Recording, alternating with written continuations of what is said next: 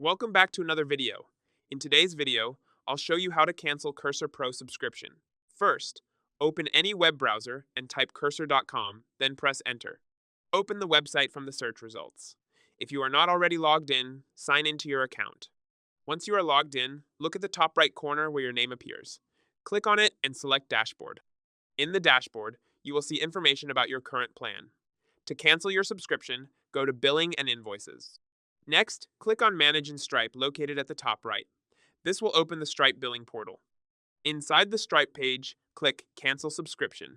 A confirmation page will appear asking if you want to cancel. Click Cancel Subscription again. You may be asked to select a reason for canceling. Choose any option and submit the form.